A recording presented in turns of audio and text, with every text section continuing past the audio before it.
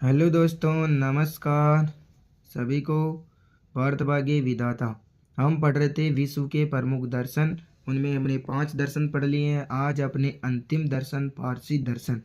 आप इन दर्शनों के माध्यम से कंप्लीट डिटेल पढ़ रहे हो और इससे बाहर क्वेश्चन कोई भी नहीं जाता है। दर्शनों में से मुख्य मुख्य चीज़ें मैंने सारी बता दी हैं, कहाँ क्या महत्वपूर्ण फैक्ट है, कहाँ से इसका क्वेश्चन बन सकते हैं। ठीक है, हमने 5 दर्शन पढ़ लिए हैं। वैदिक दर्शन पढ़ा हमने हमने जैन दर्शन पढ़ा, हमने बौद्ध दर्शन पढ़ा, हमने इस्लामिक दर्शन पढ़ा, हमने ईसाई दर्शन पढ़ा। आज अपने अंतिम दर्शन पारसी दर्शन। ठीक है, इसमें भी ज़्यादा फैक्ट नहीं है, एक दो मुख्य बातें हैं वो देख लेते हैं हम। ठीक है, बाकी जो अपने जीवन को जीने की कुछ बातें हैं, ठीक है, वो मुख्य हैं। सभी दर्शनों में अच्छी बात बताई है, सभी ने एक ही मार्ग बताया है। ठीक है, पारसी धर्म का जन्म पारस ईरान में हुआ था।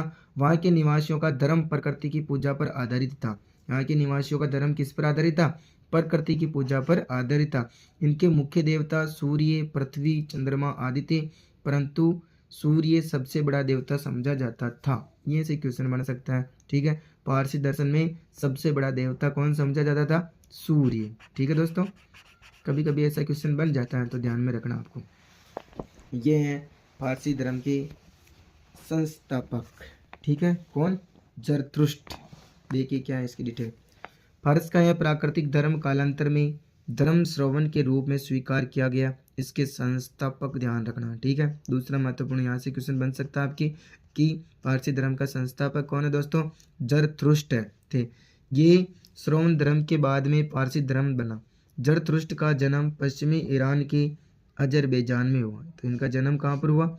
अजरबैजान में हुआ, ईरान के। थोड़ा सा इस पे भी आप नज़र डाल लेना। ठीक है, इनके पिता का नाम पोम्सपा था और माता का नाम दुरोधा था। माता का नाम क्या था दोस्तों? दुरोधा। ठीक है, ये आरंभ से ही विचारशील थे। जो मतलब आध्यात्मिक लोग होते हैं, जितने भी ये दार्शनिक हुए हैं, उनमें जन्म से ही मतलब एक अजीब आपने देखा होगा कि ये जन्म से ही मतलब विचारशील। ठीक है, यानी ये अपनी आत्मा पर शोध करने के लिए, ज्ञान की प्राप्ति के लिए लगातार चिंतन मनन करते रहते थे। 30 वर्ष की आयु में सबलान पर्वत पर उन्हें ज्ञान की प्राप्ति हुई। कौन से पर्वत पर हुई दोस्तों?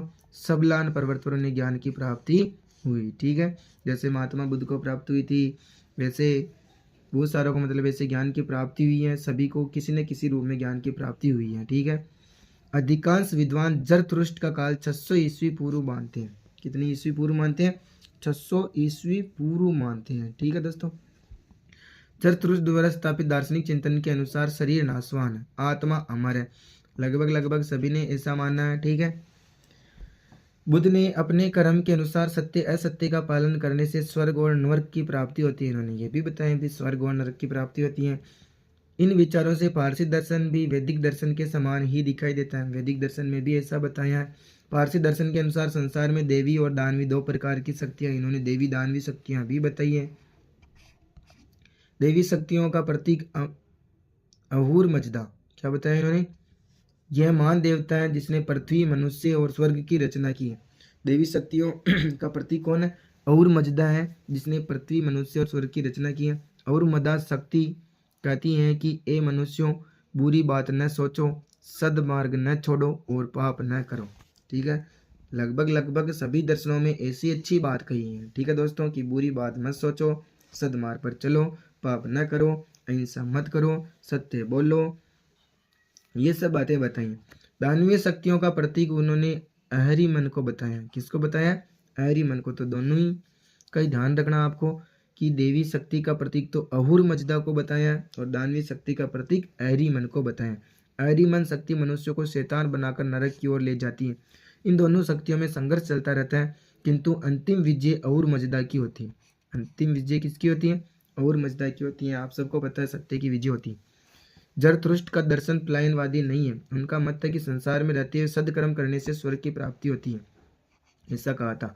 पारसी दर्शन के अनुसार शरीर के दो भाग हैं, शारीरिक और आध्यात्मिक भाग हैं।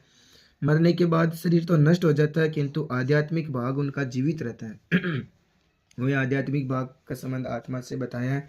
पारसी दर्शन के अनुसार संसार वायु, जल, अग्नि और पृथ्वी से बना है। संसार किससे बना दोस्तों? वायु, जल और वेदों से भी यही बात चली आ रही है। अपना शरीर 5 तत्वों से, पंच तत्वों से बना हुआ है। ठीक है, पारसी धर्म का पवित्र ग्रंथ अवेस्ता ए जेद, ध्यान रखना। ठीक है दोस्तों। इस्लाम का कौन सा है? कुरान। और इस ईसाइयों का कौन सा दोस्तों? बाइबल। ठीक है। पारसी का कौन सा है? अवेस्ता ए जेद। तीनों का पवित्र ग्रंथ आपको ध्यान में रखना है, पूछे जा सकते हैं। अवेस्ता ए जेद। पारसी दर्शन का कौन सा? अवेस्ता ए जेद। इसमें जरतुरुष्ट की शिक्षाएं संकलित है। कालांतर में ईरान पर बाहरी आक्रमण होने से पारसियों को बहुत बड़ी संख्या भारत में आकर बस गई थी। मुंबई स्थित पारसी मंदिर वास्तुकला की दृष्टि आज भी अत्यंत प्रसिद्ध है। हम देखते हैं कि संसार के विभिन्न क्षेत्रों में अलग अलग दर्शनों ने जन्म लिया। सब दर्शनों ने मानव जाति को बुरे कार्यों से बचने और सत्य मार्ग पर चलने की बात बताई है। सबका एक ही निचोड़ निकलता है दोस्तों। ठीक है, तो अच्छी बात है। अपने अपने क्षेत्र में समाज की एकता को सूत्र में बांधे रखने का प्रयत्न विश्व के प्रमुख दर्शनों के अध्ययन से ज्ञात होता है। किसी भी अंतिम लक्ष्य मानव के जीवन को आध्यात्मिक एवं अच्छा बनाना है। सभी दर्शन उत्तम चरित्र निर्माण के लिए सद्गुणों की आवश्यकता पर बल देते हैं। मानव सेवा, परोपकार, अहिंसा, प्रेम आदि भावनाएं सभी धर्मों मजहबों में पाई जाती हैं। हमें सभी दर्शनों के प्रति सम्मान की भावना रखनी चाहिए। ठीक है दोस्तों, ये इसके महत्वपूर्ण बिंदु वापस आ जाते हैं, जिसको आप चाहो तो अपनी दृष्टि से देख सकते हो। ठीक है, हमने इन सब पे चर्चा कर ली है। इस्लामिक धर्म का पवित्र ग्रंथ कौन सा है? कुरान। ठीक है। और संस्थापक कौन है? हजरत मोहम्मद साहब। ईसाई धर्म के संस्थापक ईसा मसीह। पवित्र ग्रंथ कौन सा? बाइबल। इनका तो बस यही महत्वपूर्ण सार है, बाकी इतना महत्वपूर्ण क्वेश्चन पूछे जाने लायक यही है इसमें से।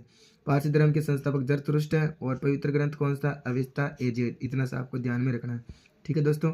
और जैन धर्म के प्रथम तीर्थंकर ऋषभदेव, 23वें पार्श्वनाथ, 24वें महावीर स्वामी है। वैदिक दर्शन में वसुदेव कुटुंबकम में विश्वास करता है। क्वेश्चन पूछा जा सकता है, कौन से दर्शन में वसुदेव कुटुंबकम की बात कही है? तो वैदिक दर्शन में कही है। ठीक है दोस्तों, धन्यवाद। जय हिंद, जय भारत।